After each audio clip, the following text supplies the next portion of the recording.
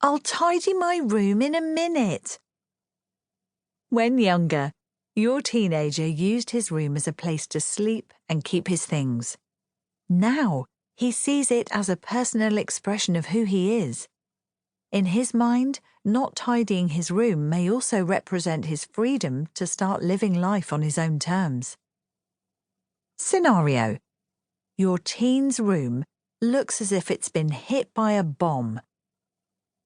To your son, his bedroom is the one place that belongs just to him. As he gets older, it becomes a treasured sanctuary into which he can escape, process thoughts, relax, and be private. How he decorates it also provides a window into his interests. However, keeping it tidy involves a level of planning and self-discipline that he struggles with while his brain is developing. You may see chaos, but he sees a place to enjoy his possessions, however they're arranged. What you might be thinking. You may be concerned and frustrated by his disorganization and by how he puts off your simple request to maintain basic levels of tidiness. You may also feel he shows a lack of respect for you and for his belongings. What he might be thinking. The cognitive processes in the frontal lobes of his brain are still developing, so he may not have the organization and planning abilities to keep on top of mess. It's also possible that he genuinely doesn't see untidiness in the way that you do, but as more of a comfort blanket. Your teen is coping with increased academic and extracurricular pressures and may feel he doesn't have to keep his room neat too. He's processing lots of new information as he juggles his social life with academic demands. In this pressured phase, his room is a place to recuperate on his terms. He knows that tidiness is more important to you than it is to him. Not being as neat as you would like could be his subtle way of asserting independence.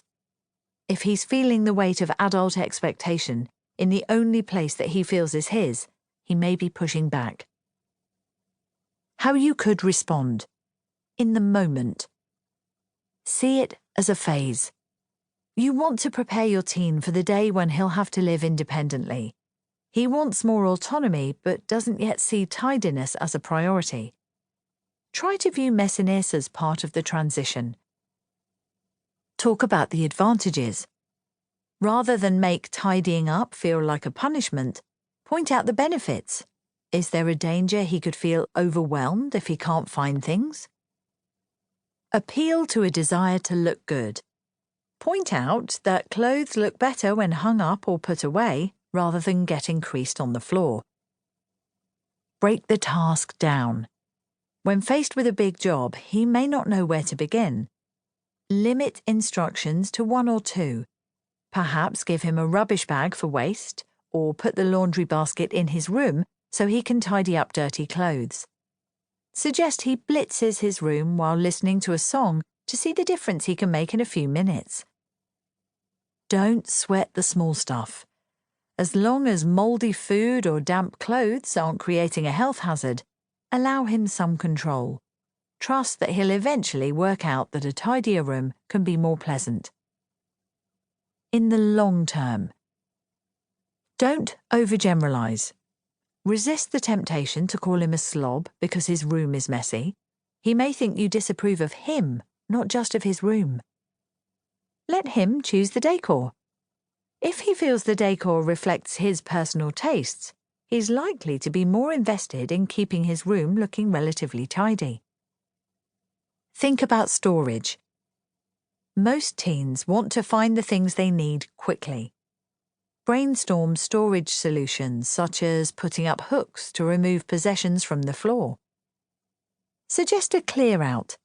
Teens often hold on to childhood toys while acquiring new gadgets and clothes. Would he like a clear-out so he can move to the next stage of his life? Look at it as a positive. Anxious teenagers are more likely to be obsessively tidy, so see his messiness as a sign he's relaxed enough to be himself at home.